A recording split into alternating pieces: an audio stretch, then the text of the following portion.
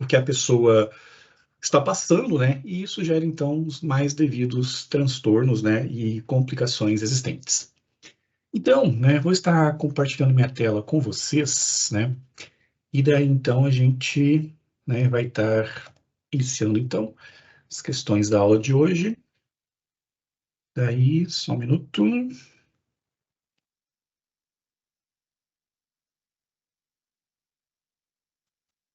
Conseguem ver minha tela normalmente?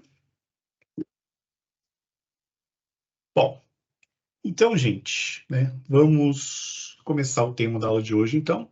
Nossa aula, então, hoje é a respeito, né, da questão envolvendo, então, a psicofarmacologia das drogas de abuso, do qual, então, a gente vai ter uma abordagem, né, sobre 3 tipos, né, de drogas de abuso, as que acabam sendo mais comuns, né, de utilização, e os objetivos, né, principais desse encontro é a questão, né, de entender os aspectos relativos ao processo de adoecimento, nesta perspectiva, do ponto de vista biológico e também social, não dá para dissociar essas duas situações, e também compreender, né, como que é o processo psicofarmacológico e também, né, neuropatológico envolvendo esta situação.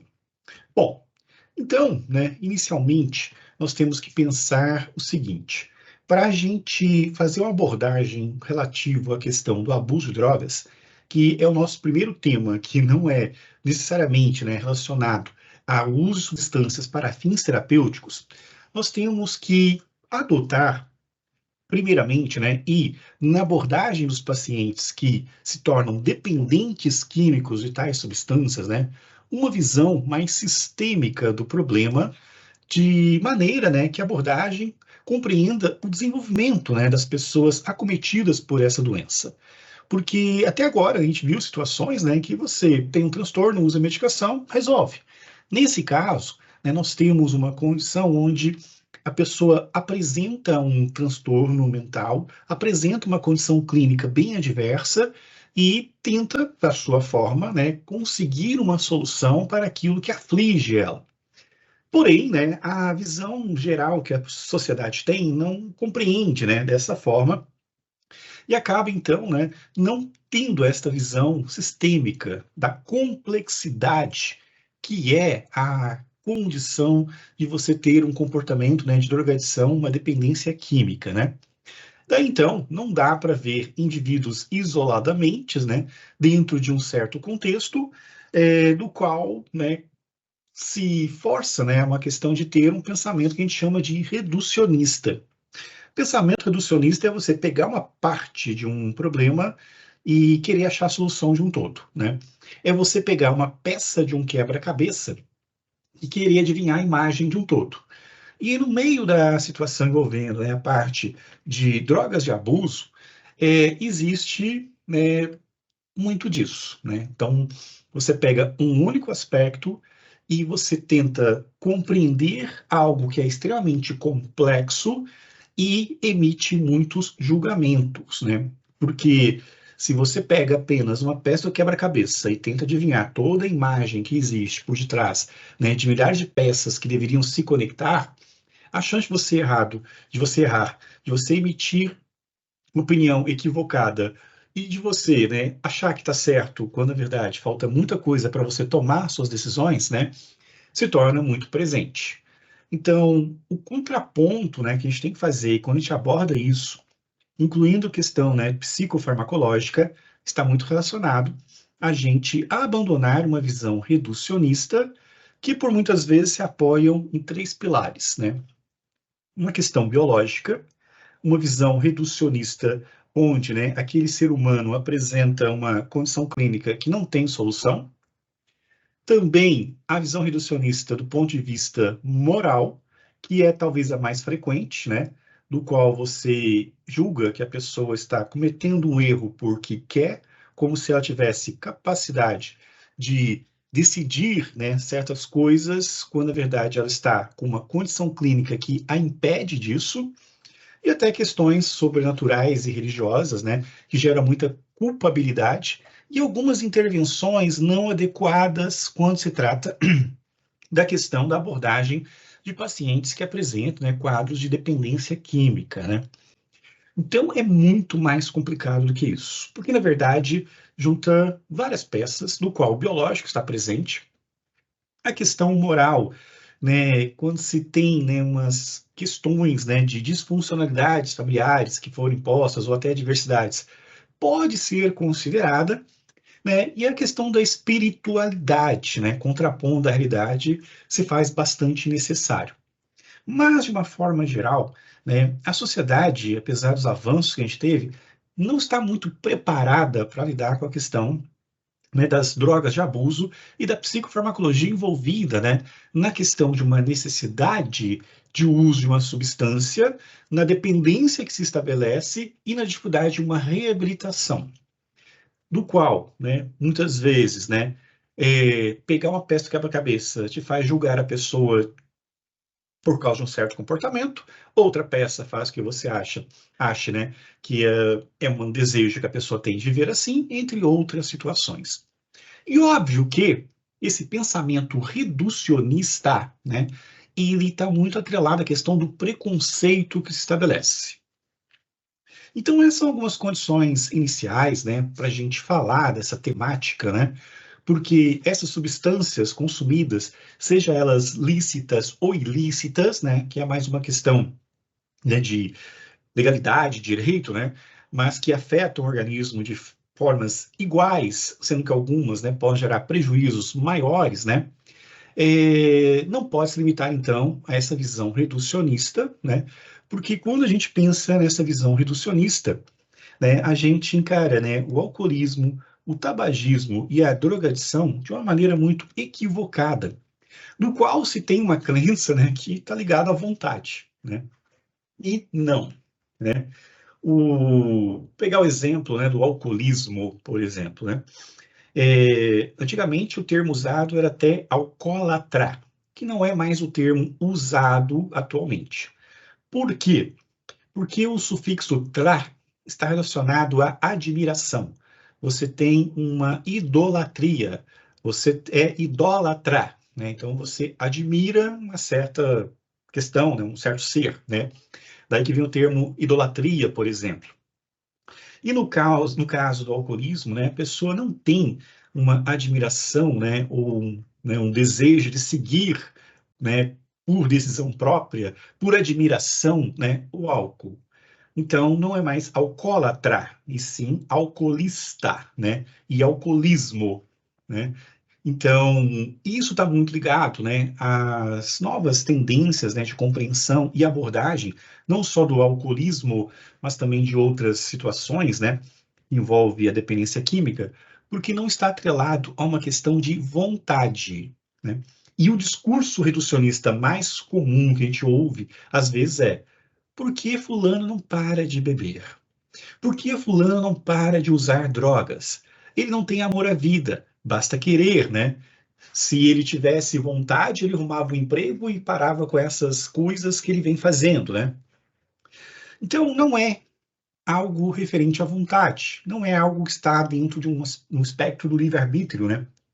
Porque muitas vezes as pessoas são, de fato, refém dessa exposição que aconteceu e que, entre aspas, lhe traz algum tipo de benefício e que existiria outras formas, né, de obter o mesmo benefício com outras intervenções, mas que, infelizmente, essa pessoa consegue apenas com álcool e drogas, e os prejuízos acabam se somando, porque psicofarmacologicamente falando, né, tanto o álcool como certas drogas, né, não são é, substâncias terapêuticas e que não apresentam, né, uma farmacocinética favorável. Lembrando que farmacocinética é aquilo que o corpo faz com o organismo. Às vezes reações são fugazes, às vezes, né, a resistência do organismo é maior, às vezes, né, comprometimento de órgãos para metabolizar, né, é algo intenso, como na questão, né, da metabolização hepática, e que gera problemas. Mas, às vezes, é o único recurso que uma pessoa possui, até porque a forma como ela é tratada e encarada não é uma forma acolhedora, né? E muitas vezes é uma forma preconceituosa, ligado a situações que envolvem, né, o preconceito e esta visão reducionista. Também não é uma questão de caráter, como se costuma a dizer por aí, né? Então, muitas vezes a pessoa é doente. A pessoa tem uma condição clínica. Podemos até julgar um diabético, assim, pelo fato, né? Ah, não cuidou do peso e comeu muito doce, né? Por isso ficou diabético. Então, foi falta de caráter dele. Não se cuidou, se ferrou. A gente faz isso. Só que quando a questão é alcoolismo e drogas, a gente faz isso de uma forma mais perversa, né? Então, é uma situação complicada, até porque, né, tanto o alcoolismo quanto as drogas, né, afetam muito a rotina e a capacidade social e laboral de algumas pessoas. O que faz, então, com que, né, a chance de ter um julgamento é maior, porque pessoas perdem emprego, pessoas saem da faculdade, né, pessoas gastam o que não deve, pessoas mentem, né, quando estão numa situação como essa. Mas, repito, né, é uma questão que pode ter o caráter duvidoso? Pode, né, mas, em suma, é uma doença que a pessoa tem, né? E é um fenômeno também biológico e psíquico, né? É importante ressaltar também essa parte também, né? Por isso não podemos, né, achar que é uma coisa ou outra coisa, né?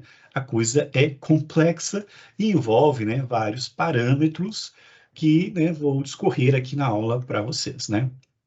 E é importante, né, que a gente adote uma visão ampliada e não reducionista para que a gente não cometa preconceitos, né, na hora de lidar com pacientes em uma situação de, né, vulnerabilidade e fragilidade, né, clínica, né? Então, né, entender a doença é o ponto-chave e não fazer julgamento moral. Não é exclusivo do álcool e drogas essa situação. A gente tem isso muito comum em algumas doenças, né? Vou citar o exemplo do HIV, por exemplo, onde muita gente, né, julga a pessoa porque fez sexo protegido, usou drogas ou coisa do tipo, né, e esquece de acolher aquela pessoa frente a uma doença, né? O alcoolismo e a drogadição é a mesma coisa, né? A gente não está ali muito para compreender e julgar, né? Se compreender sim, né? Mas não julgar as pessoas, né? A questão é compreender por que que a pessoa chegou a esta condição clínica e o que pode ser feito e evitar, né, os julgamentos, né? E a doença não é algo moral, né? Temos que ter certeza disso, assim como HIV não é porque a pessoa teve o comportamento X, Y, Z, isso não é da conta de ninguém. Assim como o diabético também, né? A pessoa se tornou diabética, né? Não é da nossa conta se ela fez assim assado e deixou de fazer aquilo. E da mesma forma, né? A, o alcoolismo, né? E a drogadição mais ampla também não é algo só moral, né? Existe uma disfunção fisiológica, fisiopatológica, né? Uma tentativa de corrigir isso de uma maneira, né, não terapeuticamente correta e que gera seus problemas, né? E também não é algo religioso, né? Então a gente às vezes confunde. Aí eu sempre, né, gosto de deixar claro assim que, né, religião quando mistura com cura é complicado, mas a espiritualidade não. Qual é a diferença, né? A diferença é que a espiritualidade é buscar sentido na vida. E quando você tem, né, um movimento que pode ser dentro de uma religião, que gere uma questão de entendimento de uma espiritualidade como sentido da vida, né? De você valorizar quem é próximo, de você valorizar as suas conquistas, de valorizar uma superação, né? Você se sente mais motivado para tratar, né?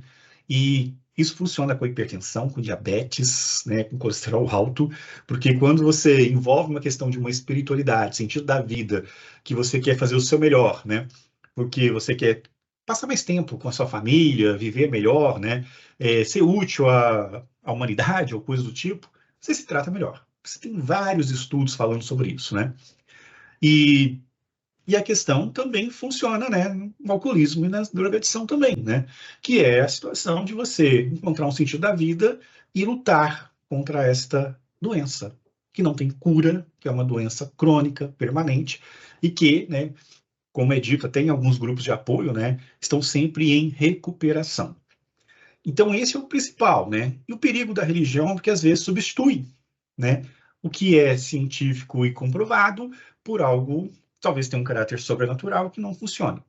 Então, a religião precisa ficar de um lado, né, e buscar mais a espiritualidade.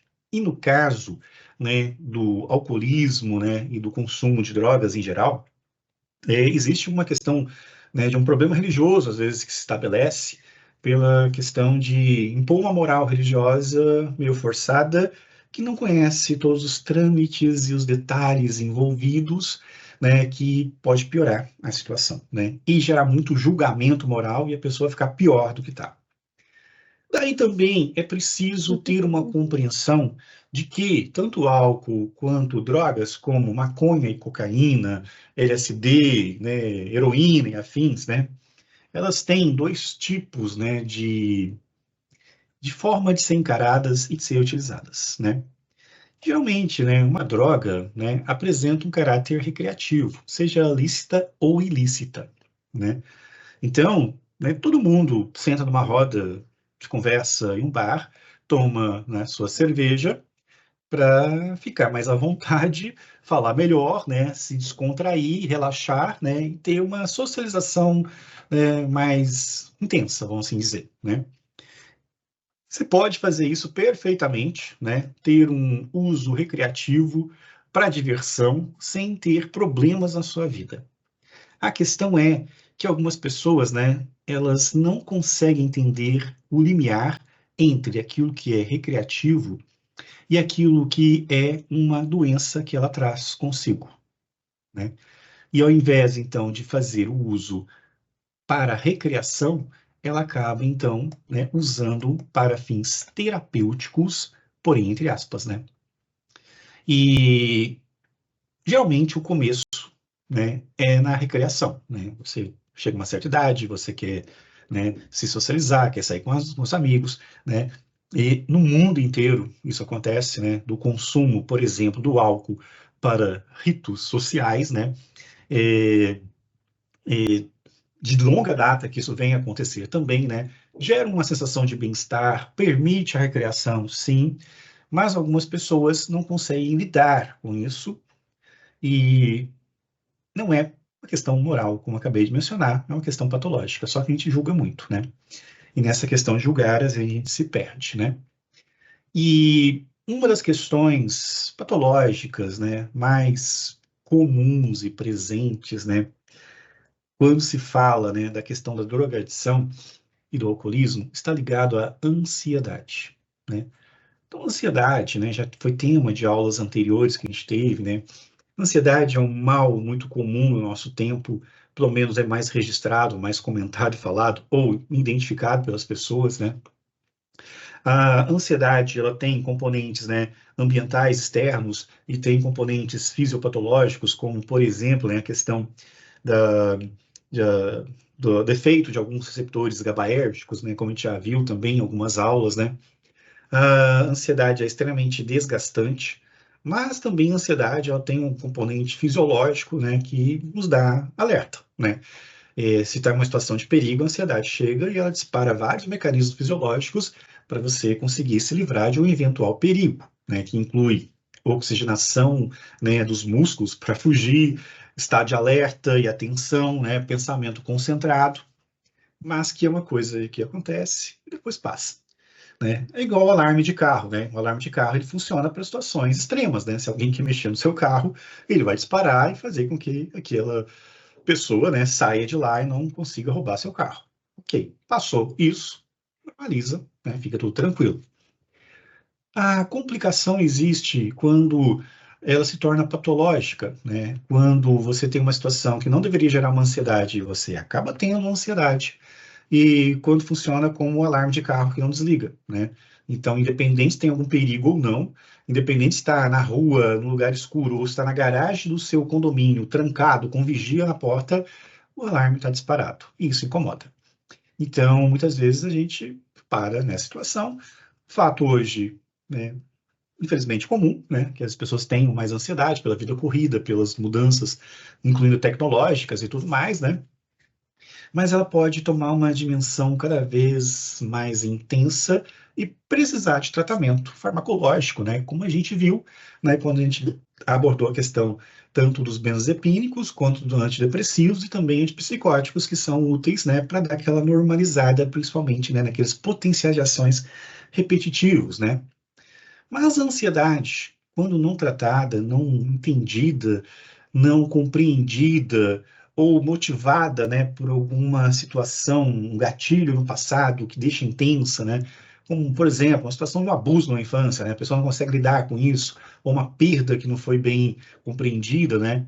Isso gera um estado de ansiedade, né? Do qual é preciso considerar também que existe esse gatilho também, né? Esse disparador de uma ansiedade, e a pessoa não consegue lidar com aquela situação, e o mais coerente seria que essa pessoa, né, entendesse, né, desarticulasse esse gatilho, desarmasse, né, essa bomba relógio que ele carrega, que tivesse autoconhecimento, enfim, terapia, né? Mas, por vezes, a pessoa não consegue lidar com isso, não tem essas oportunidades de enfrentar os seus fantasmas, né, e de conseguir, né, ressignificar e fazer com que a coisa, né, tenha uma dimensão diferente. As pessoas carregam, né, esses fantasmas que alimentam a ansiedade e buscam, né, o que a literatura fala às vezes, né, que é uma anestesia para a alma, né? Então, a pessoa que tem, né, problemas com dependência química em geral, é uma pessoa que não fez o tratamento psicofarmacológico esperado, adequado, né, que não fez uma terapia que se esperava, seja psicanálise, terapia cognitiva comportamental, seja qual for, mas encontrou um alívio, né, em uma substância química. E aí gera, então, né, esta situação de você ter uma anestesia da mente. Só que não funciona, porque o problema continua lá, né? Se você tem uma dor grave e usa, né, um analgésico potente, ele vai durar enquanto for o efeito dele. Passou o efeito, né, aquela condição desencadeadora de uma dor insuportável, né, vai permanecer. Talvez para resolver com uma cirurgia, por exemplo, né, para você parar de ter dor. Mas se você não fizer isso, você vai usar, né, vai dar uma anestesiada, mas o problema permanece. E esse é um dos grandes problemas, né? Porque o paciente ele adota uma visão reducionista da questão, não entendendo a complexidade do seu problema, e acha que o uso de uma substância vai dar o alívio. E dá o alívio. Não tem como mentir, né? É recreativo e alivia, né? Além de ser recreativo, alivia uma dor da alma que ele carrega, né? Só que não é a melhor estratégia e vai gerar mais problemas, né? Só que é o que ele tem, é o que ele alcança e é o que está, né, sustentando a vida que ele tem. Então, essa anestesia da alma é complicada, né? E quando, na verdade, numa visão sistêmica e ampliada, né, deveria, então, entender, né, os mecanismos que levam àquela dor e tentar, né, desatar esses nós, né, e conseguir, né, ter um novo sentido para a vida, né? Superar, superar, né, elaborar, né, os problemas que ele teve, como ele lida com isso, né, que seria, então, a forma mais coerente para isso. Mas o paciente tem visão reducionista também, né? E a sociedade também vai ter sua visão reducionista, porque acho que é uma questão moral, né? Não sente. Aí vem a questão da empatia, né? Você tem empatia porque a pessoa faz, não porque a pessoa sente. Você tem empatia pelo que você vê e não pelo que a pessoa sente, né? E isso, né, coloca um pouco em xeque a questão do que é empatia na real, né? Daí, né, a ansiedade, né, é uma condição mental que afeta o bem-estar emocional e físico do indivíduo, né? Então ele carrega, né, esse problema, ele tenta anestesiar esse problema, né, e afeta o físico. E quando ele começa a usar suas anestesias para a alma, né, afeta mais ainda o físico, né? Então, cirrose hepática é um problema no alcoolismo, né? A questão do down regulation na uso e abuso de cocaína é um problema, que a pessoa não responde mais, ela vai usando mais e mais até entrar no estado de overdose, né? A questão, né, da problemas cognitivos com o uso da maconha, por exemplo, é um problema também, né? Então, isso afeta quando não se tem, né? E aí é preciso diferenciar também, porque certas pessoas vão usar tais substâncias e conseguem alcançar um limiar recreativo apenas, né? Não avançando para um estado patológico, porque não faz sentido para elas, né? Elas querem se divertir. E na visão reducionista, né, o que a gente vê é que fulano consegue, né, ou fulano nem sequer sente vontade de usar e fulano quer usar todo dia, né? Aí vem mais julgamento moral sem as devidas compreensões, né? Então, se torna extremamente importante compreender as causas, né, que levam as pessoas a uma ansiedade e consumo de drogas, né? Então, por quê, né? Os motivos, né? Ah, os detalhes, né? A história que a pessoa carrega que pode estar causando esse desconforto que o alívio está sendo somente com, né, drogas, né? O impacto das estratégias de prevenção, né, e manejo, né? Então, como lidar com isso? Porque não é tão sermão, porque não é uma questão moral. Para com isso, deixa de ser vagabundo, né? Olha o que você está fazendo na sua vida. Isso ajuda muito pouco, né? E o manejo da ansiedade, aí existem, né, as medicações que a gente já estudou, inclusive, né, que ajudam.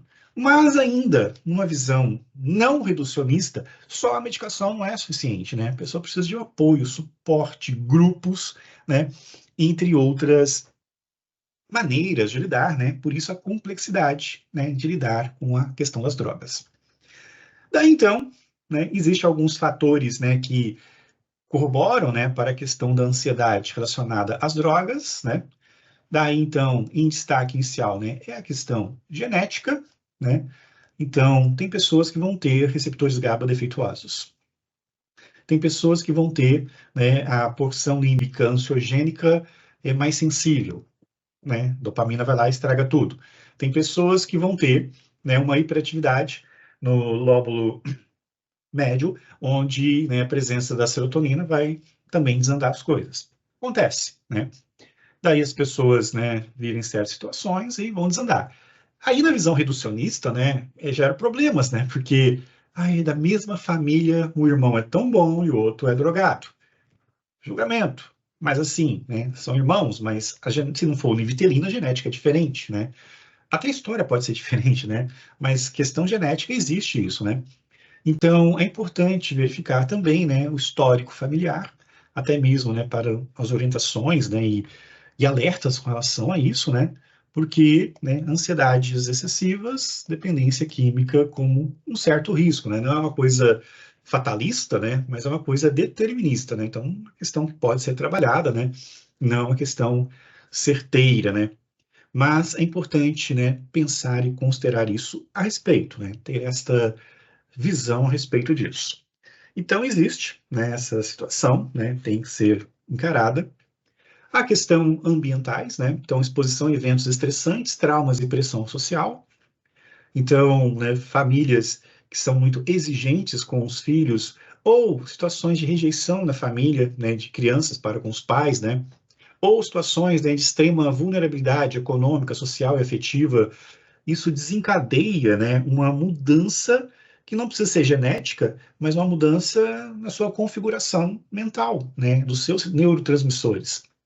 Porque na primeira infância, principalmente, né, você tem já um estabelecimento de como vai ser, né, o sistema resposta e excitação e relaxamento, né? Então, os neurotransmissores começam a trabalhar. E se você tem, né, um ambiente muito disfuncional, vulnerável, né, muito estressante, com rejeições também, aquilo cria um modus operandi que a pessoa carrega para a vida, né? Então, você muda um pouco a sua fisiologia em função do que você vive.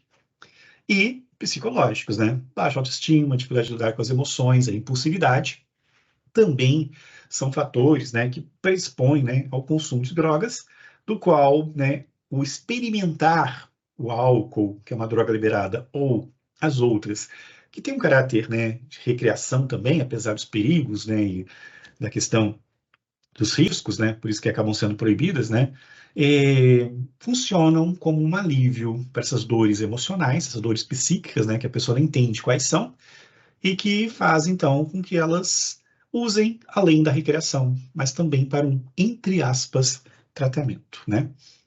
Daí, então, né, a ansiedade, né, e as drogas, né, ainda tem alguns desdobramentos que devem ser considerados, né? Então, a ansiedade, ela vai sempre buscar, né, uma busca maior pela questão das drogas, no qual, então, existe, né, a tolerância a certas drogas, que é um fenômeno que a gente chama na psicofarmacologia de down regulation, a regulação para baixo. Quando você tem um determinado estímulo em um receptor, a célula começa a trabalhar mais do que ela está programada, ou ela entende que deve ser, e ela começa, então, no núcleo celular, a expressar menos receptores nas renovações que existem, né? Então, a célula está lá funcionando, defeituosamente, mas está funcionando, chutando aqui um número aleatório, 30 receptores, né?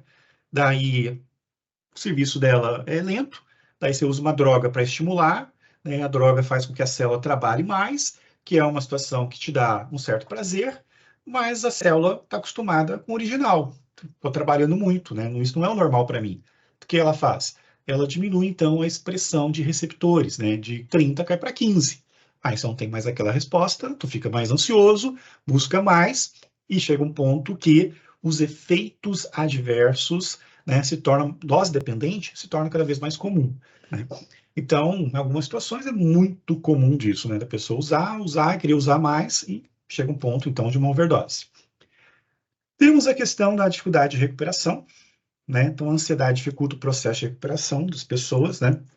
Porque você está usando uma anestesia para sua alma, para você ficar bem. Aí, de repente, né, com todos os problemas que vão se somando e que você vai se comprometendo, né, em termos de condução da vida, né, você vai precisando de mais. Aí, de repente, chega um momento e fala, não, para, não dá mais para usar essas substâncias porque está virando bola de neve.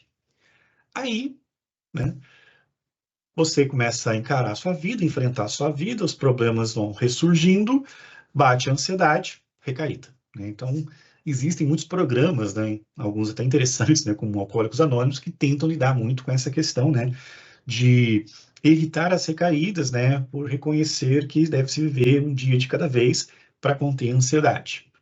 E os problemas de saúde, né, que o uso, né, das drogas combinado com a ansiedade pode causar, né, a questão física e mental, como já mencionei, a questão do down regulation, né, a regulação para baixo, que faz com que a pessoa precise mais e mais e mais, né, sendo que um tratamento farmacológico adequado conseguiria atingir esse patamar adequado sem, né, essas tentativas, né, porque o outro problema da questão do uso e abuso de drogas é que não tem uma posologia, você não tem uma prescrição, você não tem dose, né? Você usa conforme você quer uma resposta, né? E às vezes tem exagero, né? Às vezes não, né? Boa parte das vezes.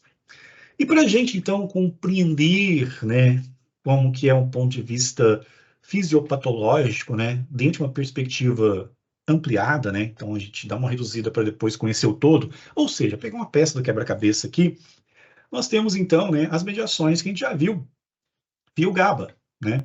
Então, nas primeiras aulas a gente trabalhou a questão do sistema GABAérgico, né? Do qual, então, o GABA é o nosso ansiolítico natural. Quando a coisa desanda, existe, então, esse neurotransmissor, que é, então, liberado por certas glândulas presentes, né?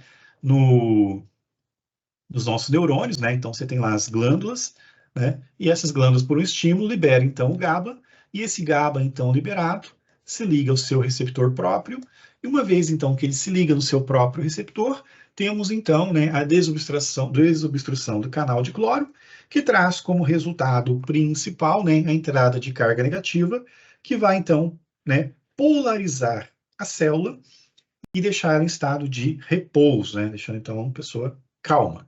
Então, esse é um processo, né? E claro que temos os problemas relacionados a isso, né? Que é os receptores defeituosos, né? Então, nós temos uma quantidade de receptores que apresentam um certo defeito e que o GABA não responde. Geneticamente falando, pegando um gancho no que já foi falado, né? Algumas pessoas vão ter receptores defeituosos em maior número e uma propensão maior à ansiedade, porque vai faltar esse controle ansiolítico interno que a gente tem. Então, existe essa possibilidade e é claro que essas pessoas vão apresentar, né, suas complicações muito cedo e não tendo um acompanhamento clínico adequado, né, são muito propensas ao consumo de álcool, né, e drogas futuramente. Porque o álcool consegue reverter, né, um pouco essa questão dos receptores defeituosos GABAérgicos, né? Por isso que ele gera essa sensação, né, de bem-estar. Então, nós temos, então, né, essa preocupação e essa condição. E varia também por etnias, né? Vocês talvez tenham já ouvido falar que os índios, né, são mais propensos ao alcoolismo, né? Porque os índios, eles têm um certo estágio de percepção do mundo e com as mudanças que acontecem, né? De vir para a cidade e ter uma mudança cultural, bater na ansiedade, eles têm muita dificuldade de lidar com a ansiedade. E por uma questão cultural, né, eles sempre, né, produziam bebidas fermentadas alcoólicas, né, eles recorrem a isso e na cidade tem uma facilidade de encontrar tais bebidas, eles acabam tendo problemas, né? Mas, independente de uma etnia, pessoas, né, de várias etnias pode ter uma expressão genética defeituosa que aí tem que ser, né, consertada, né, conforme o uso de medicações apropriadas para isso. Por outro lado, é importante ressaltar também, né, volto a dizer, que, né, algumas pessoas vão ter respostas diferenciadas pelo mundo que se apresenta na infância, por exemplo, né? Então, não que leve a formar receptores defeituosos, mas o modus operandi, né, dos GABAs, né, ficam diferente. Ou seja, né, é uma questão de uma dessensibilização de receptores. Porque quando você tem uma infância muito estressada e muita liberação de GABA, o teu corpo não entende o que está acontecendo. Ele sabe que a célula está funcionando diferente e quer voltar a funcionar como o corpo acha que deveria, né? E nessas horas, né, a resposta do receptor GABA acaba sendo menor, e aí você desenvolve, então, né, um estado que mais à frente também, na presença de drogas, né, lícitas e ilícitas, pode gerar um certo bem-estar, né, que ocorre. Bom, então, né, temos essas situações todas aí envolvidas.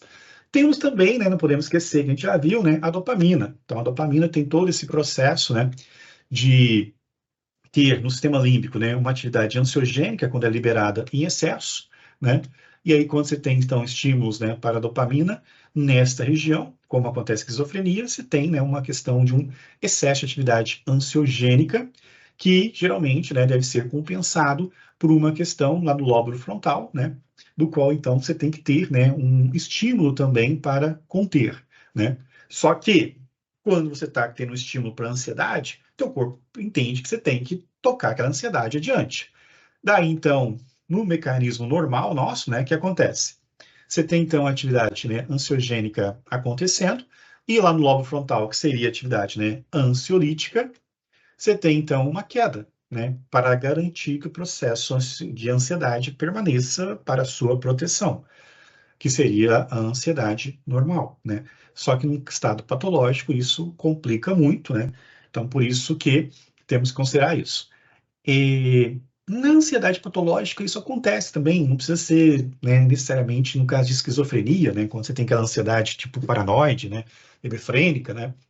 Mas tem pessoas que têm alguma, seja pela configuração ambiental na infância, seja por uma questão genética, né, do qual a atividade ansiogênica é muito mais preponderante que a atividade ansiolítica, né? E o estímulo que chega para ter ansiedade, né, faz com que a queda de dopamina no frontal seja tão grande que a prevalência do ansiogênico seja exagerada, que vai influenciar nos potenciais de ação e tudo mais, né, de outras maneiras e outros mecanismos.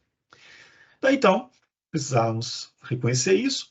E temos também a questão da serotonina, né, que também já estudamos também, cuja ação principal, né, antidepressiva, né, e ansiolítica está ligada ao 5-HT1, um subtipo de receptor no lóbulo frontal, do qual, então, né, quando você garante o aumento nesta região em específico, né, você tem, então, um bem-estar. Temos outros receptores para compensar isso, porque eu não posso ficar calmo demais. Quando eu começo a ficar calmo demais, outra parte do cérebro diz, vamos equilibrar isso aí, né, que aí tem o 5-HT2, que tem uma atividade, então, ansiogênica, né, para compensar uma atividade ansiolítica e não gerar transtornos, né. Então, caminham juntos, né, quando um aumenta, o outro tende a aumentar também. Só que, né, temos também o 5-HT3, né, que está muito ligado à questão da concentração, né, que é uma questão importante também, e que também tem a sua regulação, né. A questão é quando se usa, então, né, como se tem, né, um caso de depressão, por exemplo, você tem queda de serotonina, que leva, então, né, à redução do bem-estar que está ali representado, né, você tem também uma queda da atividade ansiogênica, do qual, então, a pessoa fica, né, naquele estado depressivo, né, não quer levantar da cama, nada, não tem nenhum estímulo, né, de uma ansiedade ali para fazer a coisa acontecer. E nesse processo, então, né, como um todo, né, você tem o uso, então, dos antidepressivos, né, que poderia ser uma forma de corrigir isso, né, só que também pode dar um estímulo ao 5-HT2, né, porque alguns, né, antidepressivos, né, conseguem migrar para a região, né, do lóbulo parietal, né, e essa migração, né, levar a uma atividade ansiogênica, porque a atividade antidepressiva e ansiolítica tem que ser no lóbulo frontal. Por isso que a gente viu que alguns antidepressivos, inclusive, pode até ser, né, um catalisador, né, de um pensamento suicida, inclusive. Então, né, são todas as situações envolvidas, né, com relação, né, ao controle de uma ansiedade, que no cérebro de uma pessoa com predisposição a desenvolver, né, algum problema relativo, né, a essas dores emocionais, né, essa ansiedade um pouco mais eh, intensa, né, que tem talvez um gatilho muito desagradável de uma rejeição, de um abuso, né, ou outras histórias que venham, ou às vezes uma questão genética também apenas, né, é, faz com que a pessoa então busque a solução que está ao seu alcance. E numa cultura, né, que o recreativo, né, o uso de substâncias recreativas é tão comum, né, é uma porta de entrada em um momento de descoberta que aquela pessoa passa a ter de que aquela substância que inicialmente no entendimento dela seria para ter, né, um momento de descontração, né, de aproximação, de perda, né, né, da questão da rigidez, né, para ficar mais sociável, aquilo também traz um outro tipo de prazer associado, que talvez até inconscientemente ela não se dê conta, mas vai buscando, né? Ela experimenta um modo de viver, que talvez fosse o modo de viver de boa parte das pessoas, né? E elas não têm acesso. Daí não fica só aquela questão assim de desinibir, né, no encontro social. Ela quer de manhã cedo, porque aquilo faz bem para ela logo quando ela acorda. É que aquilo à tarde, porque faz bem para ela à tarde também, né? Que na verdade nada mais é o quê? Já não é mais uma questão recreativa, é uma questão de lidar com sentimentos adversos, pensamentos não bem elaborados, né? Traumas que estão acontecendo, no qual, numa experiência recreativa de desinibir, para ficar mais à vontade e socializar, ela chega à conclusão que aquilo também lhe faz muito bem de outra maneira. E isso é importante, né? Porque foge um pouco até do controle da pessoa em termos de vontade. Já participei de algumas ações, né, em casas de recuperação e me impressiona quando uma pessoa, né, que é um dependente químico assumido, né, fala que a bebida ou a droga era como água para eles, né? Então ele falava, doutor, imagina que é você ter uma sede e não poder beber água. Ficaria bem? Claro que não, né? Você com sede, você imagina tomar uma água, tomar um refrigerante, né? Ele fala, e a gente não tem isso. E a gente experimenta uma situação que a gente matou a sede, que a gente tinha a vida inteira, um dia a gente mata essa sede, e no dia seguinte a gente acorda e está com sede agora. Eu descobri que existe essa sede, né? Vou ter que me virar agora, né? Então, este é um problema. Isso foge do controle, porque a pessoa agora não tem a vontade e capacidade de decidir. Eu quero viver mal agora, né? E também falta orientação, porque ela poderia matar essa sede de outras formas, né? Com evidências científicas, com tratamento adequado, com apoio, né? Porém, falta essa informação, né? Daí então, né, tem alguns trabalhos já que eu já orientei nesse sentido, né? Um deles diz, né, a questão principalmente dos homens, tá? Porque homem já é difícil de procurar ajuda médica até para dor de cabeça, né? Então, em se tratando de saúde mental, complica mais ainda, né? Então, né, muitos dos homens, né, acabam tendo problemas sérios, né, relativos a isso, em função, né, de usar e abusar do álcool, né? As mulheres também, tá, gente? Aqui é só um exemplo de algo que destoa um pouco. No passado destoava mais, né? Até porque tinha uma discriminação maior com relação à mulher que bebia no passado e tal, né? E hoje não, né? Hoje você tem já quase que um equilíbrio. E é uma preocupação que a gente tem, até porque a gente tem uma dificuldade de saber o que que é recreativo e o que que é já, entre aspas, terapêutico, né? E porque as pessoas consomem, e há uma ligação muito forte, né, da questão de você assumir que você tem, né, uma dor na alma que está sendo tratada de uma forma pseudocientífica e que vai te trazer mais prejuízo e vira uma bola de neve. Tanto que nos programas de reabilitação clássicos, né, como Alcoólicos Anônimos, né, onde eles têm lá os 12 passos, né, também os Narcóticos Anônimos, a primeira questão envolvida é admitir que você é alcoólico, né? Admitir que você tem um problema, porque se não chegar a esse ponto, né, nada vai adiante, né? E tem os outros passos, né, que chega até uma questão de uma espiritualidade, né? e que se você não aceitar a doença, você não se trata da forma correta, né? E trata a forma inadequada. Então temos essa situação, né? E, né, o álcool é um dos grandes vilões dessa história como um todo, né? E ele, então, é o primeiro que a gente vai estar abordando, então, agora, nessa parte, né, mais específica de uma psicofarmacologia, né, que está sendo, então, eh, abordada. Então, o álcool, gente, ele é consumido, né, desde que se tem registro na humanidade, né? E as pessoas usavam para a finalidade de recreação a princípio, né? Mas também já foi recriminado pelo uso e abuso, né? Textos sagrados, até a própria Bíblia cita, né, que é a questão do abuso do vinho e tudo mais. E sempre, né, teve essa relação, né, de você usar e você ter uma alteração da sua percepção, né, dos seus sentimentos e da forma de interação com os demais, né? O que que acontece especificamente quando se tem o consumo de álcool, né? Nós temos, né, a questão já foi mencionada do GABA, especificamente o GABA-A, né, que tem essa função então, né, de é, desbloquear, né, os canais de cloro e deixar a célula mais relaxada. Mas temos também o glutamato, né, que age também nesta função, né, só que um pouco menos intensa às vezes, só que lida bloqueando carga positiva, né? Então são formas diferentes. O GABA manda a carga negativa para dentro, o glutamato não deixa a carga positiva entrar. As duas situações, né, levam à polarização da célula que relaxa ela. E essas substâncias, tanto quanto o GABA quanto o glutamato, elas são, né, armazenadas em vesículas, né, como a gente pode observar aqui, né? E essas vesículas aqui, né, são liberadas em um momento oportuno, né? Então elas têm lá uma constituição proteica, né, que guarda ela dentro dessas vesículas. E à medida que eu tenho uma certa necessidade de ter GABA e glutamato, né, processos enzimáticos ocorrem dentro do citoplasma do neurônio e essas vesículas, então, por quimiotaxia, migram para a região da membrana celular do neurônio e lá, então, se fundem com a membrana e liberam, né? Então, você tem alguns processos, né, enzimáticos e quimiotáxico, né, que é a afinidade química, então. Daí, né, isso então leva, né, à nossa regulação. Porém, né, o que acontece quando a pessoa consome o álcool, né? No caso específico, é o etanol, né, que seria o representante desse álcool, que álcool é uma classe orgânica, né? Então, ele, em contato no citoplasma, o etanol faz o quê, né? Ele promove uma alteração sináptica a partir do momento que ele consegue promover uma liberação mais intensa, né, dos GABAs, porque ele tem um mecanismo em que ele favorece essa quimiotaxia e faz com que mais vesículas cheguem à, à membrana, fundindo com a membrana celular, e libere por meio externo, então, o GABA, da mesma forma que o glutamato.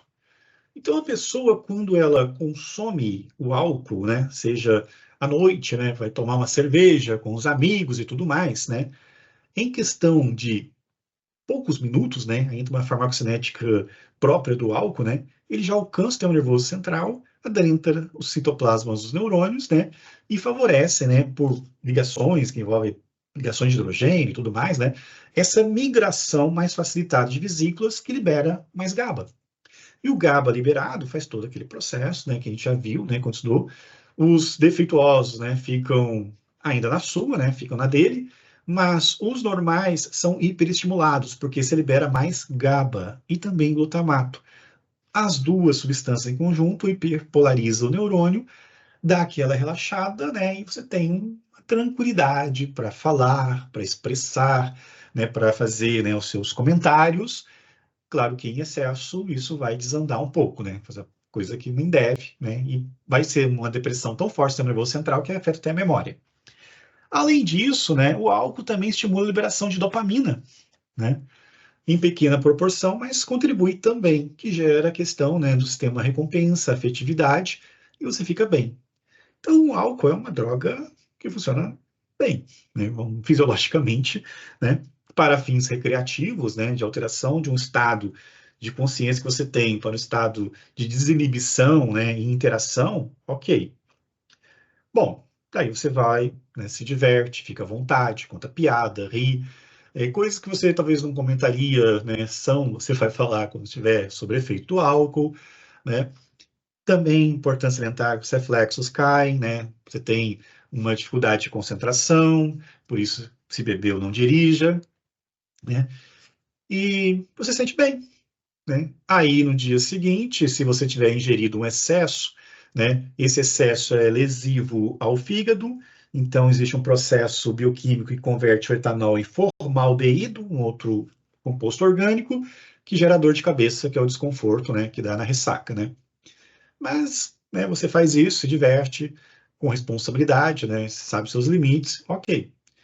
Para algumas pessoas, né, essa combinação de elevação de GABA-glutamato e dopamina, talvez seja, né, um momento em que ela tem uma compreensão de que pode acessar um estado de consciência, vamos assim dizer, né, que deixa ela super bem, né, e ela passa a gostar daquele estado que ela está sentindo, de relaxamento, de tranquilidade, e dessa forma, então, ela quer experimentar várias vezes, né, ela sente uma afinidade para aquela sensação que ela teve.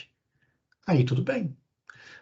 A questão é, não existe dose de posologia e da mesma forma que eu mencionei há tempos, né, que tem o down regulation, que é reduzir o número de receptores, também existe um down regulation para reduzir o número de GABA liberado, então. Porque a célula percebe que tem algo diferente. Fala assim, mas está tendo GABA demais. Então, o que acontece? Né? O GABA está saindo muito rápido. Há uma redução da biossíntese de GABA e mesmo na presença do álcool, você começa a liberar menos GABA. Aí que vem, então, aquela necessidade de você usar mais. Você usa mais, força o neurônio a liberar mais, né? Daí tudo bem, só que a resposta fica um pouco descompassada, vamos assim dizer, né? Aí vem os estados de embriaguez exagerado. E vem a dependência. No dia seguinte, a quantidade que você usou já não é mais suficiente, você tem que competir com o teu corpo pela questão da liberação do GABA. Praticamente é isso que acontece. O teu corpo fala, não, tem coisa errada, estamos liberando muito, não é assim que funciona, apesar de ser bom, né? Não é assim que funciona. Então eu jogo mais etanol, começa a forçar a liberação, o corpo fala, então vou segurar mais e vem, né? Aí também acontece a dessensibilização do receptor GABA, né? Com o passar do tempo, o próprio receptor fala, olha, tá vindo demais também, então, né, a solução é parar a resposta. Você fica menos responsivo também ao GABA.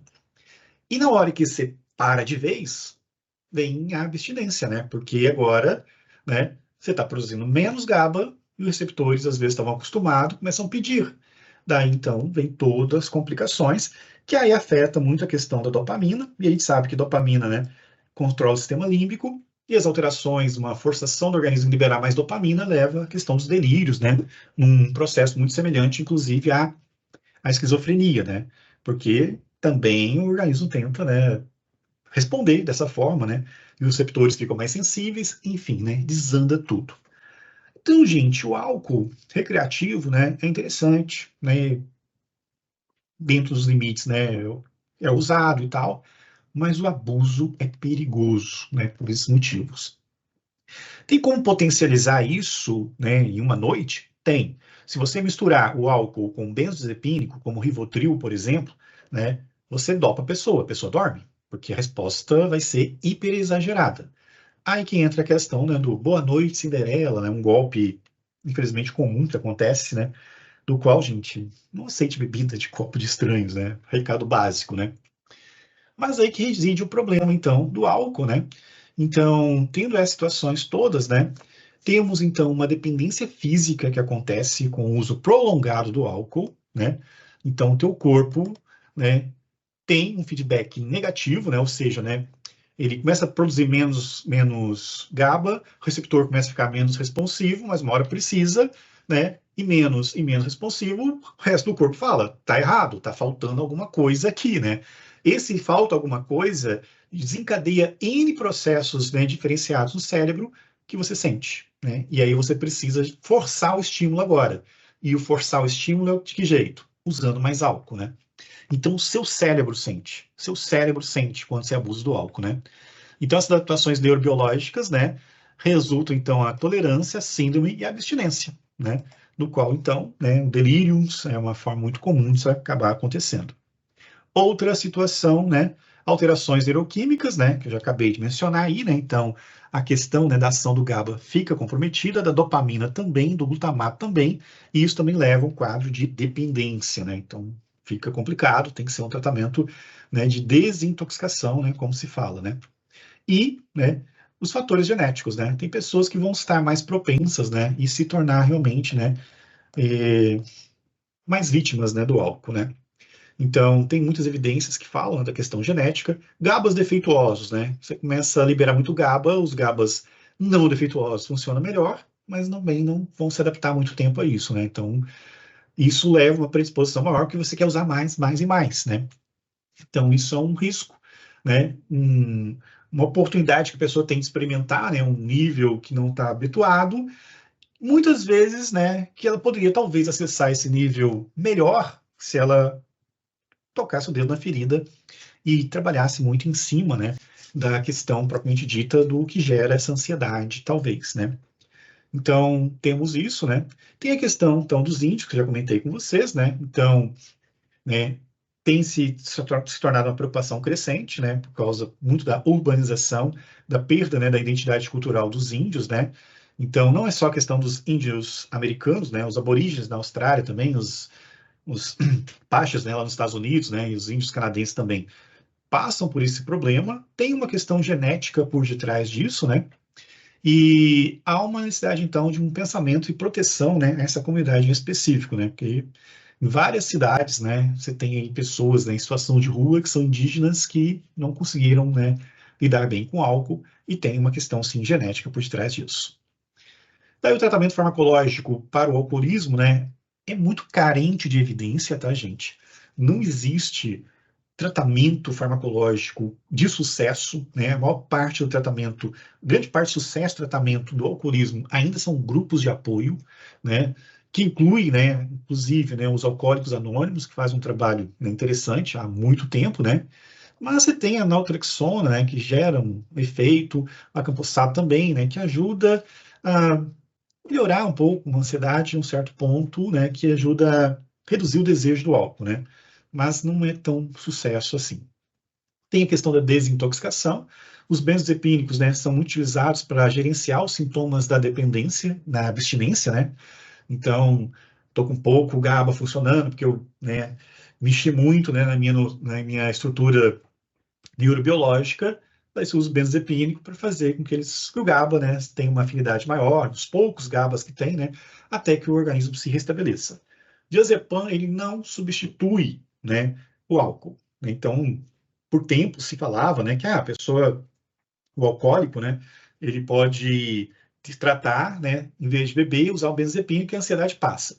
É diferente, tá? A manifestação da drogadição e do alcoolismo é diferente da ansiedade, né? Então, ela tem vários componentes, né, que o tratamento com os ansiolíticos convencionais muitas vezes não funciona, e por ter esse caráter, né, e fugindo da visão reducionista, né, ter esse caráter também psicológico por detrás, de traumas, de situações mal elaboradas, né, principalmente na infância, né, a terapia se faz fundamental, né.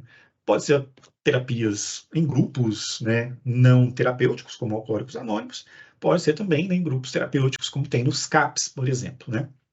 Terapia de reabilitação, então, né? Então, ver uma causa associada pode ser útil, né? Então, quem tem depressão, trata depressão, mas não é tratamento do alcoolismo, é uma forma de você tratar de uma questão que talvez amenize um pouco a ansiedade desencadeada, né? E também estabilizadores do humor também podem ser prescritos, né? E, por fim, né, a prevenção da recaída, né? Então, alguns medicamentos, né, como próprios benzodiazepínicos, né, ajudam, então, a manutenção, mas não é cura e nem substituição, né? As pessoas que experimentam, né, as sensações do álcool, elas gostam da sensação do álcool, faz bem para ela, a neurofisiologia, né, dela se adapta melhor a isso, né? Então, né, outras formas de tratar com diazepam, por exemplo, não leva aquele, entre aspas, barato que ela experimenta quando bebe o álcool, né? Então, aquela dor da alma que ela sente é o álcool que consegue lidar melhor com ela. E outros ansiolíticos, né? Não só o benzodiazepínico. O benzodiazepínico tem ação rápida, né? Porque se usasse o antidepressivo e demorar muito, a pessoa ia desistir, né? E os antipsicóticos também não têm uma boa resposta nesse caso também. Então, é uma necessidade, então, assim, de compreender isso, né? Que é uma doença crônica, que não tem tratamento substitutivo para o álcool, né? Considerando o álcool uma pseudoterapia, né? E que depende muito, né, da questão de intervenções ampliadas e não reducionistas. Não existe panaceia que vai curar isso, né? Então, essa é uma realidade. Então, muitos grupos de apoio, incentivo, acompanhamento, né, é fundamental. Daí, gente, né, terapia psicossocial, grupo de apoio e suporte nutricional também se faz necessário às vezes, né? É o que garante, né, com que a pessoa consiga realmente vencer, né, essas situações ligadas ao álcool. Daí, vamos falar um pouco também da maconha, né? Que aí tem hoje já uma vertente, né, das questões terapêuticas do canabidiol e tudo mais, né? Mas temos que considerar também, né, que existem situações, né? Tem uso recreativo, tem toda uma discussão sobre a criminalização ou discriminação. Ok, tem toda essa discussão em cima, né? Mas a gente tem que ver o lado clínico também da coisa, né? Como é que funciona, né, basicamente a questão, né, dos derivados da maconha, né? Nós temos no nosso corpo, gente, endocannabinoides. Então, os receptores que nós temos no nosso corpo para o canabidiol, né, o THC, principais componentes, né, da maconha, já existem e a gente produz substâncias similares para isso, né? E no geral, o que acaba acontecendo, né? O que a gente produz de canabidiol, né, vai agir em receptores específicos, né, e vai gerar um processo, né, paralelo nos neurônios para a liberação de dopamina, GABA e serotonina, né? Então, isso que acaba acontecendo.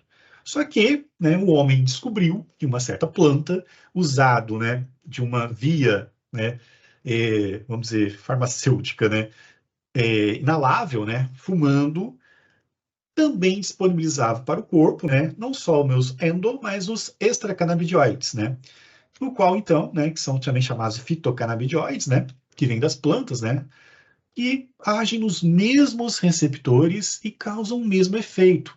Aumenta a dopamina. Quando aumenta a dopamina, me dá a sensação de afetividade, bem-estar, né? Gerando os chamados picos de dopamina, né? Atua sobre o GABA, libera GABA, dá então, né, a célula se polariza e eu relaxo. Libera serotonina. Serotonina no lóbulo frontal dá um efeito, né, de bem-estar e um efeito ansiolítico também. Então, assim, né?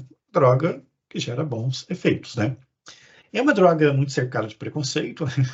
Porque, né, ela era uma substância liberada nos Estados Unidos, né? Mas como era uma coisa que cheira mal e era usada por boa parte dos negros, numa época que o racismo era muito intenso nos Estados Unidos, né? Acabou sendo visto com coisa de segunda classe, de gente de segunda classe e proibiram, né? Mas, né, na contracultura se tornou um uso muito comum, né, na época dos hippies, principalmente, e até hoje, né, é uma substância bem utilizada, muito utilizada, né, mas que não é isenta de risco, tá, gente? Não tem aquela história, uma erva natural não vai te prejudicar, como diz uma música, né? Porque o uso abusivo gera, sim, problemas cognitivos a longo prazo. Pessoas que têm transtorno de esquizofrenia pode ter, né, exacerbação dos seus sintomas por causa da questão, né, da dopamina, e tem sim, né, o uso a longo prazo e abusivo, queda do rendimento cognitivo, que reflete na questão profissional, educacional, entre outras, né? Então existe essa preocupação também em relação, né, a esses aumentos extras, e também outro efeito acontece, né? O down regulation vai acontecer, porque o teu corpo está acostumado com o que você produz de canabidiol. Chegou extra, começou a funcionar demais, opa, vamos dar uma freada, né? E é importante ter noção disso, tá? Porque se o nosso organismo entendesse, né, talvez a gente adoecesse menos, né? Mas ele funciona como ele acha que tem que funcionar, corretamente ou não. Então, né, a principal substância ativa, né, o THC, ele atua principalmente sobre os receptores, né, canabidiol 1, 2, né, do qual o 2, né, está muito presente no sistema receptores em terminações nervosas, por isso que acaba sendo utilizado, né, na questão da fibromialgia, porque ele tem um efeito realmente na redução da dor, em concentrações adequadas, né? E também, né, usado na epilepsia, né, refratária, porque a epilepsia é quando se alcança potenciais de ações de forma repetitiva e descontrolada, né? A ansiedade é potencial de ação repetitivo e controlado. A epilepsia é quando é descontrolado e a pessoa perde até a função motora nessas horas, né? Então, né, o canabidiol ele tem um efeito positivo na regulação, né, dificultando o potencial de ação, né, por ação GABAérgica, principalmente, de controlar quando o impulso chega para ser desordenado. Então, a pessoa que tem epilepsia, usando o canabidiol, extrato, né, e quando chega aquele estímulo para ter a convulsão, os neurônios ficarem desordenados, há um controle, porque o potencial de ação está, né, no limiar mais controlável. Daí, então, né, os efeitos psicoativos, né, tem, né, os efeitos de euforia, muito associado à questão da queda, né, da atividade GABAérgica e atividade dopaminérgica também, alterações, né, da percepção, muito associada à dopamina lá no sistema límbico, né, e também, né, a modulação de neurotransmissão, né, que acontece, então, de um relaxamento geral no cérebro. Então, né, muitos usavam para essa finalidade. É uma substância muito utilizada para quem tem transtorno de ansiedade, de forma pseudoterapêutica, vamos dizer, né, mas o uso prolongado traz, sim, seus problemas, tá, gente? Então, né, não é uma questão que é isenta de problemas, né? Então, cada caso é um caso em si, né? E vamos falar também agora da cocaína, né? Cocaína era uma droga que, diferente da maconha, era aceitável nos meios sociais, né? Na Inglaterra e nos Estados Unidos, principalmente, né? Ele era usado como um anestésico também, porque ele tem uma ação, né, de alívio da dor, por ação de receptores 5-HT também, que alguns acabam aliviando a dor, e também como substância de euforizante, vamos assim dizer, né? Freud prescrevia cocaína para os pacientes dele, né? Só que aí, né, o problema que se veio com o tempo foi a questão da grande dependência que esta substância causa, né? E ela passou a ser então proibida, né, e comercializada ilegalmente, né, alimentando todo um comércio, né, paralelo que a gente, né, conhece como tráfico, né. Quais são as suas principais ações, né? Ele age como os antidepressivos. Ele bloqueia a recaptação, né, de neurotransmissores, né, do qual então, né, o acúmulo que advém da dopamina, noradrenalina e serotonina, né, causam sensações, né, de euforia, prazer intenso. Qual que é a grande diferença, né, que existe em relação aos antidepressivos, por exemplo? O antidepressivo ele é pensado numa farmacocinética que tem um tempo de ação, né, adequado e um controle adequado daquela resposta que você espera.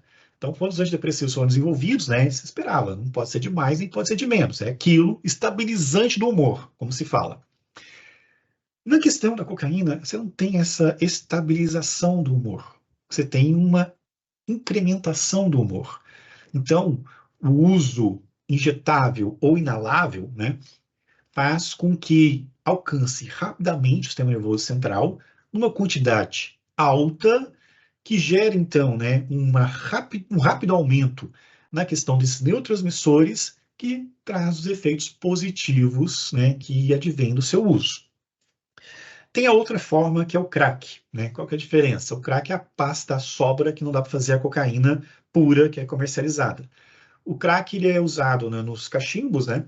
Só que a forma como ele se apresenta, né, ele está numa forma mais livre, que a ação dele no sistema nervoso central é muito rápido e fugaz, né? Não é como a via inalatória que você tem um prazo para aumentar e depois decair. Então o crack ele tem uma ação muito rápida, fugaz, e a concentração chega num pico muito alto, que leva, né, a uma mudança drástica no cérebro já nas primeiras vezes que usa, né, causando uma dependência mais fácil. Daí, essas drogas aumentam a atividade simpática, né? Então, a cocaína estimula, né, o sistema nervoso simpático, eleva a frequência cardíaca, é um risco para quem tem problemas cardíacos, aumenta a pressão arterial, temperatura do corpo e outros efeitos fisiológicos, né? É a droga realmente mais perigosa em termos psicofarmacológicos e psicotoxicológicos falando, né? Tanto que a maior parte dos casos, né, de overdose estão associados também à cocaína. Daí, então, a longo prazo, ela causa problemas, né, como as adaptações, né? O que acontece? Novamente, o down regulation, né, que é também rápido e fugaz. Como a ação é tão intensa da cocaína, né, basta você usar uma noite para no dia seguinte você cair em depressão, né, porque o teu organismo dá uma freada tão grande, porque a liberação foi tão intensa, que ele acha, né, células estão trabalhando demais, ou dá uma reduzida, que no dia seguinte os neurônios nem conseguem voltar ao trabalho normal de novo. Tem uma música de uma banda chamada Legião Urbana, que era do Renato Russo, né? que ele fala a experiência dele com a cocaína, que a primeira frase da música, o primeiro verso da música é, né? Parece cocaína, mas é só tristeza. Por quê, né? Uma alusão ao uso que ele fazia, né? De usar cocaína e no dia seguinte ficar bad, ficar deprê, né? Então, isso é comum e isso leva, né, a uma situação perigosa, né? Porque você começa a usar mais e mais e mais para ter o efeito e fica cada vez mais dependente, inclusive quimicamente e fisiologicamente, né? Então, é uma droga que causa uma dependência física muito intensa, né? Em função desse down regulation intenso que acontece. Então, se você começa a usar, seus neurônios regridem o funcionamento, porque o estímulo está demais, você fica sem usar, você entra numa situação diferente da anterior, né? Se você estava numa situação, né, razoável, usou a cocaína e ficou sociável, depois você vai voltar ao normal, só que você não volta ao normal. Você fica mais bad, você fica mal. Aí você quer usar mais e mais e desanda completamente, né? Então é um risco muito grande realmente, né, em termos, né, de uso. Quem usa de forma recreativa e não tem predisposição genética ou tem uma vida equilibrada em termos dos seus sentimentos, né, pode passar a vida inteira usando, mas não é sempre, tá, gente? Então muita gente acaba usando e acaba entrando, né, numa vibe, principalmente aqueles que vão usar de uma forma de dependência química, né, do qual está usando também como uma anestesia da alma, né? Então há esses perigos, essa diferenciação é importante se considerar, né? Daí os efeitos, a euforia e a energia, né? Muita gente, né, fala que não consegue ir numa balada se não der né, um cheirar. Infelizmente acontece isso. Agitação e ansiedade, que é um efeito secundário também, a pessoa começa a perder um pouco o controle, né? Daí você tem os danos à saúde ao longo prazo, né? Problemas cardiovasculares, respiratórios, né? Neurológicos e até psiquiátricos, né? E a dependência e síndrome de abstinência, né? Então, você começa a entrar numa situação que o seu corpo, né, fica desacelerado demais, né? E você quer voltar a ter aquela sensação, né? E o teu corpo pede para normalizar, né? Só que aí você não, se você for usando, você vai usando cada vez mais, mas tem que ter tratamentos alternativos para isso. Recentemente saiu uma reportagem, né, que gerou uma expectativa, e eu não gosto muito de expectativa às vezes, né, que gera muita falsa esperança, de uma, entre aspas, vacina feita na UFMG para quem é viciado em cocaína. Que, na verdade, assim, é uma proposta, né, meio controversa, né, do qual as pessoas gerariam, né, usando essa substância, né, teria uma aversão muito grande, né, ao consumo da cocaína, sentiria-se muito mal e preferia não usar. Então, uma vez que inalou, que aplicaram essa substância no corpo da pessoa, toda vez que ela chegasse em contato, seja o olfato, não sei exatamente como é que era, né, ela sentiria mal. E não valeria a pena, né, buscar uma euforia sentindo tão mal frente à presença da droga, né? Então, ela tenderia a evitar. É uma esperança, né? Então, vamos com calma, né? Vamos aguardar os próximos resultados, né? Mas se a gente parar a pensar, no alcoolismo já teve uma experiência dessa, que é o disulfram. Disulfram, gente, é uma substância usada para, nem lembro ao certo qual é a condição clínica, mas praticamente desuso. Só que o disulfram, esse medicamento, a pessoa que toma ele, se beber logo em seguida, tem uma ressaca horrível. Aí tinha a crença de que você tomando essa medicação, você pensaria duas vezes em beber, né? Para não ter essa ressaca monstro, né? Mas assim, né, a pessoa deixa de beber o comprimido para beber, né, o álcool, né? Então não funcionou muito bem, né? Tinha umas formulações, né, que era vendida em farmácia, que você colocava no prato da pessoa, né, sem ela saber, para ela beber e achar que a bebida era muito ruim e tal. Então, há uma certa cautela com relação a isso. Ainda temos, assim, de evidências comprovadas, né, a questão, né, de uma internação que possa acontecer, né, com o consentimento da pessoa, obviamente, da questão de processo de desintoxicação, de desmame da cocaína. Às vezes o tratamento é reduzir dose de cocaína para a pessoa, né, voltar a ter um funcionamento neuronal adequado. Que em casos bem extremos, inclusive, aí tem um tratamento bem dificultoso que a Polícia Federal tem que autorizar, inclusive. É, E o grupo de apoio, né, também funciona muito. E as terapias, né, incluindo também a literatura deixa bem claro que a TCC seria a mais indicada para esse fim, né. Daí ela tem uma absorção bem variada, né, então pode ser injetável, mas com o advento do HIV, né, as pessoas não pararam de ficar injetando, né, por causa de transmissão de doenças infecto-contagiosas, mas o uso inalatório, né, o principal, né, por fumar também, né, o cachimbo, no caso do crack, né, daí ela é metabolizada no fígado e em outros tecidos, né, e forma na benzoglicaína, que é usado, né, nos exames toxicológicos para ver se a pessoa apresentou, né, algum uso dessa substância.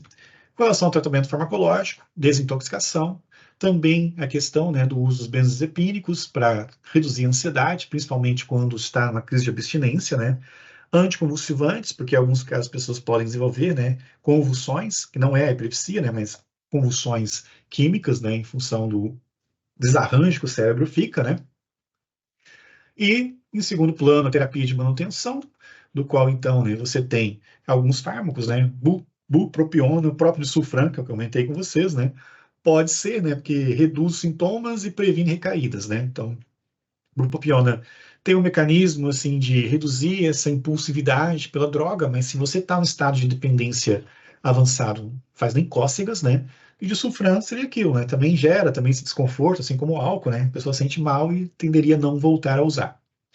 E, por fim, né, a questão dos tratamentos das comorbidades, né? Então, se tem outros problemas, como depressão, né, esquizofrenia, né, e ansiedade mais intensa, isso tem que ser tratado também. Bom, né, e algo que é essencial, que deve ser considerado, gente, é que, né, não temos que ter essa visão reducionista, né, só do cérebro da pessoa, né, das reações bioquímicas que estão ali acontecendo, né. Existe algo mais, né, existe toda uma vida da pessoa, né, e você tem os seus gatilhos, né, tem os gatilhos que levam, e isso deve ser tratado também. Então, a medicação cumpre uma parte, né, mas o tratamento tem que vir junto. No caso das drogas, né, é uma expressão de um fracasso de uma substância química, né, que não é medicamento, que tenta corrigir um problema, mas se você tirar aquilo, talvez não funcione, porque a pessoa tem os seus gatilhos, né? E é o paradoxo da saúde mental, né? Porque o biológico influencia o mental e o mental influencia o biológico. Então, se eu mexer só no biológico, né, e não tratar, né, das causas, né, psicológicas, né, que envolve aquela condição clínica, o tratamento é incompleto, é um tratamento reducionista, certo? Pessoal, vamos para um breve intervalo, depois só vou passar algumas questões referentes, né, à terapêutica e alguns exemplos, né? Agora são 8 horas e 28 minutos. Vamos voltar às 8, como ela cresceu, se desenvolveu, está relacionado ao ambiente que ela vive, né? Está relacionado a questões culturais, então, N fatores, né, para que o tratamento seja de fato efetivo. E o reducionismo, então, né, é o que eu acabei mostrando para vocês, né? Eu posso lidar com a questão, né, de álcool e drogas, uma visão religiosa apenas, né? Posso tratar a questão do álcool e drogas uma visão, né, moral apenas, né, de julgamento do comportamento das pessoas. Eu posso também, né, lidar com a situação de uma forma, né, a entender que a pessoa tem algum problema mental, né?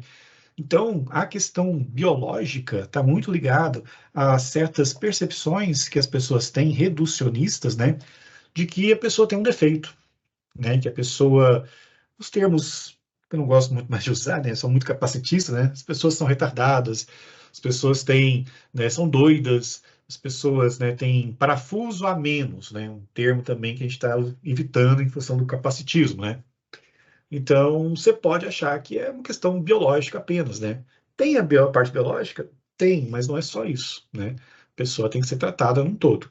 Na perspectiva de saúde, a visão reducionista biológica acha que você pode trocar o álcool pelo diazepam, você pode trocar a cocaína pela bupropiona, né, e assim resolver o problema, e não é, né. Existem outras questões que devem ser consideradas, porque a situação é muito complexa, né? A situação é bem, né, complicada de se lidar. Daí, quero trazer para vocês, nesse segundo momento da aula, né, algumas questões referentes, né, às pessoas em situação de rua.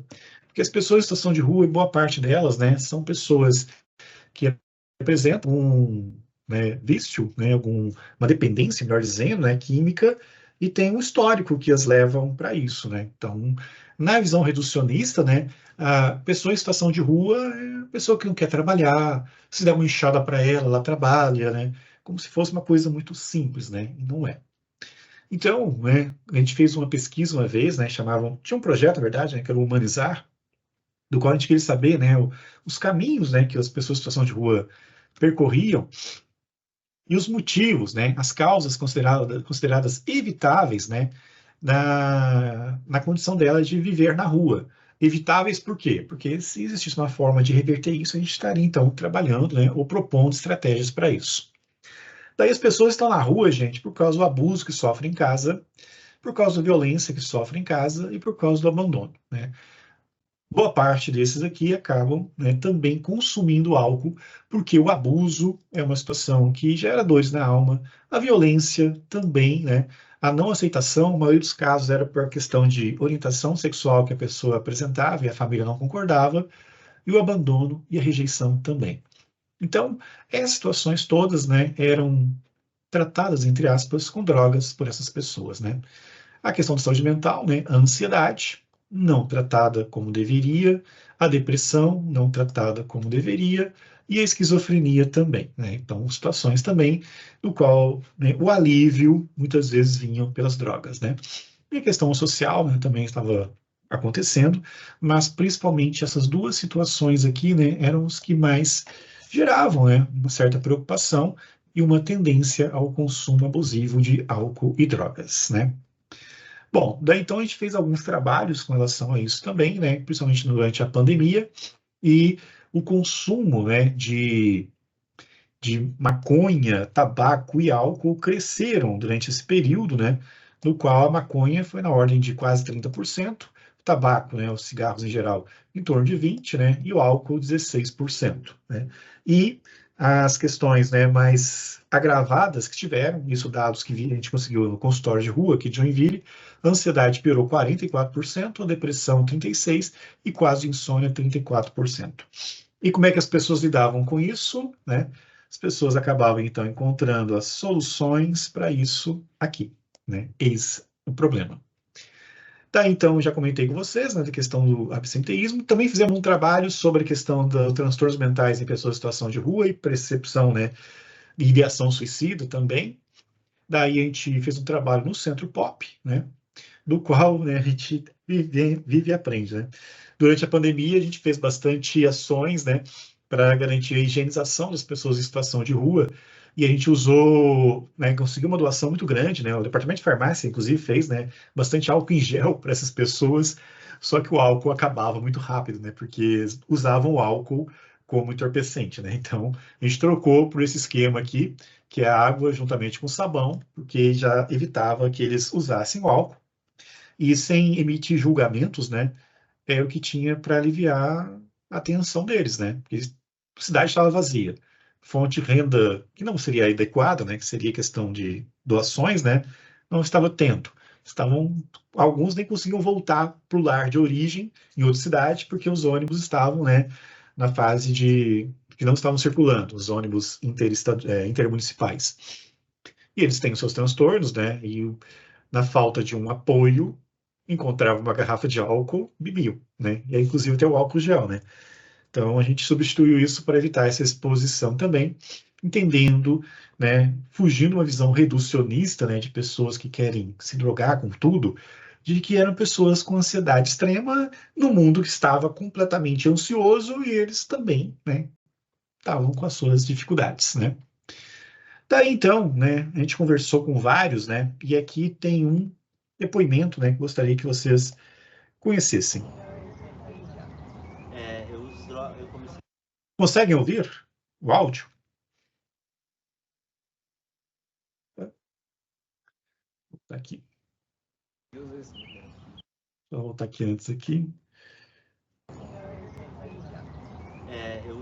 Eu comecei a usar droga com muito cedo, com 13 anos, por incrível que pareça. Eu comecei a usar maconha, o cigarro, o álcool. Com 16 eu comecei a usar cocaína. Aí comecei a usar os comprimidos de Cofagin, do Alid, do Unibex, lança-perfume. E com 26 eu comecei a usar crack, heroína. Eu morei fora do exterior, foi onde eu usei heroína também, porque no Brasil não tem condições, que é muito cara, mas fora do país eu consegui usar heroína. Então, bastante tempo, 53, com uns 30. Geral, a questão do albergue, já teve albergue, da questão. Então aí você tem uma história de uma pessoa que começou a usar as drogas com 13 anos. Dificilmente seria por uma questão recreativa aqui, né? Porque ainda é quase um pré-adolescente, né? E no histórico dele, né, a gente vê que havia outras coisas associadas, né, a esse uso precoce. Não, eu já sei várias vezes essa recuperação por briga, desacato, e pô, vou falar pra dentro. Eu tô vindo da rua da criminalidade, se eu ir ali pedir uma arma pra roubar, os caras me dão. Eu vou lá pra dentro escutar de um filho da mãe que não... Eu vou ali e peço uma arma, eu falo, mano, vou roubar. Peço uma arma, me aluga uma arma. Fala, mano, tá aqui, ó. Eu vou pra dentro de recuperação, escutar de um desgraçado que diz que é pastor, nunca. Jamais. E assim, eu não sou criminoso. Mas na rua, na dependência química, agora por dia eu tava sendo botar crime. Começa a pensar, pô, vai crime pra roubar. Se vai roubar, vai ter a vítima. E a vítima pode reagir. Eu precisa sussurro com pessoal aí. Quando a polícia pega, esse senhor não senhor. O cara vai atrás o cara vai atrás da dinheiro dele, cara. Muitas vezes leva a família, muitas vezes leva a criança. Muitas vezes dependente de tipo de gente que pega uma arma na mão, vai nos receber com toda a água. E chega lá, acaba esperando a vítima reais e mata. E isso aí não precisa fazer um latrocínio. Infelizmente, o cara é doente. Eu sei que os muçulmanos vão concordar, mas pô, aquele cara tá doente, tá lutando droga, ele tomou dinheiro, ele pegou uma arma do outro terceiro, que é o pai do interesseiro, mercenário, deu uma arma pro cara, ligou pro cara por 500 mil reais e só, mano, aqui a arma, traz a arma, tá dando dinheiro. E o cara no desespero sai atrás. Ele sabe que tem que pagar o cara. Tem, então, parte do depoimento que ele fala, né, da questão da falta de uma humanização na recuperação e essa interface, né, entre, né, dependência química, situação de rua e criminalidade. E ele é bem enfático, né, eu acho que é importante entender que isso partiu da fala de alguém que é dependente químico, que estava em situação de rua, que é a questão, assim, da necessidade que faz a ocasião e, né, acaba levando a essa situação. E ele diz bem claro, são doentes, né? São doentes. Talvez, né, com tratamento adequado lá na infância, ele talvez não tivesse caído, né, em situações de criminalidade, como ele acaba, né, citando, né? Então, são coisas que têm que ser pensadas, né? Até que ponto é uma condição clínica que leva ao crime, até que ponto é uma situação, né, que, se tratado, talvez impeça que isso aconteça. Na visão reducionista, né, você vai achar que o cara é um vagabundo, né, mas ele tem toda uma história por detrás, né. Tem algum apelido, Geraldo? Sombrio. Sombrio por quê? Em primeiro lugar, eu sou da cidade de Sombrio. Em segundo, eu ultimamente estou legal, não estou fazendo mais nenhum crime, mas eu tive um tempo que eu estava na criminalidade. Estou de criminoso e tenho um bem sombrio. Graças a Deus estou hoje, né, num estágio bem melhor. E qual que é a idade? 42, fazer 43 anos de idade. O senhor tem filhos? Eu tenho dois que eu saiba, uma menina que fez 19 e um menino com 10 anos. Há quanto tempo que o senhor está na rua? Estou na situação de rua há 12 anos. Depois que eu cheguei dos Estados Unidos, que me deu uma depressão em droga e álcool, eu não consegui mais me estabilizar. E graças ao nosso governo, que é uma porcaria, ao nosso sistema que tem nos tratado como lixo, ao nosso centro de recuperações, aos nossos lugares que não nos dão suporte para que a gente saia da dependência química, é um lixo, são pastores dizendo que são pastores, que pregam a palavra de Deus e vão falar o quê? Quando chega lá, eles falam assim, você fez da rua comendo do lixo, agora você... Olha, vocês também vêm falar para vocês que estão preparados para saber o que acontece nessa recuperação. Muitos apanham, muitos passam por cárcere privado, é muito fácil, situações terríveis. Botei muito de dúvida dentro dessa comunidade para que os profissionais da área que estão vindo aí possam melhorar. Porque... Então, aí a gente tem uma situação, né, que ele conta a história dele, né? Então, ele na verdade, ele era um economista, morou nos Estados Unidos, daí teve uma separação conjugal, caiu numa depressão, né? E daí, como já tinha um histórico já no passado, né, de que ele usava essas substâncias, ele caiu de vez, né, no uso das drogas. E, né, desde 2007, então, ele está em situação de rua, né? Desenrolou todas aquelas histórias que ele cita anteriormente. Teve suas experiências, né, em casas de reabilitação, que não foi muito interessante, dá para ver pelo relato dele também, né? E é uma questão a se discutir, né? Porque muitos locais de reabilitação têm uma visão muito reducionista, seja religiosa, seja moral ou seja de outra natureza. E a pessoa precisa ser tratada de uma forma integral, né? O melhor exemplo que a gente tem, talvez, de um tratamento mais integralizado é o próprio CAPS, né? E assim, era uma pessoa que tinha uma vida, né? Mas, infelizmente, como não conseguiu lidar com as suas situações psicológicas, seus fantasmas, né? Seja qual for o nome que a gente possa dar para isso, né? A anestesia que ele precisava teve que cada vez mais aumentar a dose e a vida dele desandou. É um doente, acima de tudo, né? Então, acho que esse é o principal ponto. O que ele fez, deixou de fazer, não era nossa competência. Tratar essa pessoa, sim. Daí, então, né, fugir desse estereótipo, né, dos manicômios. Dia 18 de maio foi o dia da luta antimanicomial. Existem movimentos nas câmaras, na Câmara de Deputados e no Senado, para o retorno desse tipo de coisa aí, né? Do qual, na verdade, nada mais é do que um isolamento social das pessoas, né? Discriminando. Outra visão reducionista, né? Se não presta para a sociedade, tira fora. E não é isso, né? Então, essa é uma foto de um manicômio nos anos 70, né? Que é um depósito de lixo humano. E também, né, a questão da Cracolândia, né? Que também tem que ser pensada, porque pode ser quase um manicômio a céu aberto. E algumas políticas humanizadas, diga-se de passagem, têm que ser pensadas nesse sentido.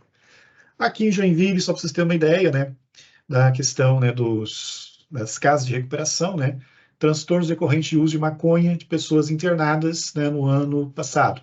12 a 17 anos, né, adolescentes, né, 5 internados por causa de maconha. Transtorno decorrente de uso de múltiplas substâncias sem incluir o crack. Adolescentes, 19. Transtornos decorrentes de múltiplas substâncias, incluindo crack.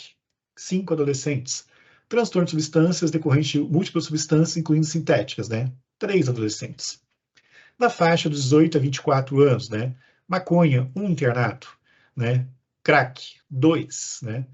Transtornos decorrentes de uso de cocaína, 1, né? Daí 6, né? De substâncias múltiplas, né? Sem crack.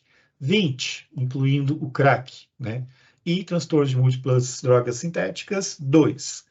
25 a 34, né? Uma fase mais laboral, né? Que de trabalho e tudo mais, de afirmação, né? Álcool já começa a aparecer, né? 6, por causa do crack. 10, né? De múltiplas drogas sem incluir o crack. 44, de múltiplas substâncias e o crack junto. E sintéticas, 1. 35 anos ou mais, grande maioria acaba sendo álcool. O álcool acaba sendo, né, uma droga comum nessa faixa etária, porque o custo dela é menor, né? A dose de cachaça acaba sendo mais barato do que, né, outros tipos de drogas como a cocaína. Então a pessoa já tem um desenvolvimento tão desordenado sua própria vida, né, que não teve o tratamento adequado, que aí então o recurso que tem é procurar, né, aquelas drogas, essas anestesias que são mais acessíveis e baratas, né? Maconha 2, 3 para o uso de crack, 8, né, para as múltiplas substâncias, opa, voltando aqui, 17 para as múltiplas, né, incluindo o crack, também, né, um número considerável, em função também do crack ser mais barato, né.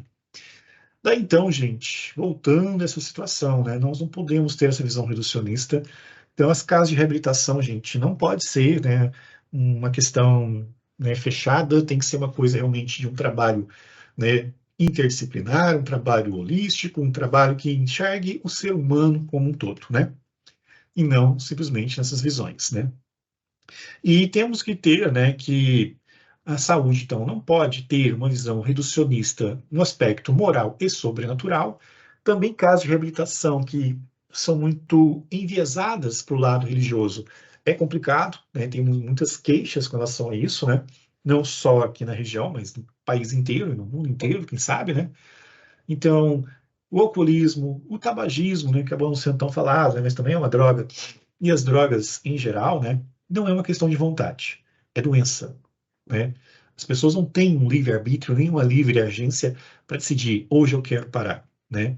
É um processo, é um tratamento, né, que envolve questões farmacológicas, sim, né, mas são muito de suporte e o grande apoio vem realmente, né, dos tratamentos, né, psicológicos adjuvantes e de outras formas de trabalho em grupo que ajudam as pessoas, né, a encontrar a melhor forma de lidar com a sua dor emocional, sua dor da alma, né, e encontrar o tratamento para a alma e não uma anestesia para a alma, né?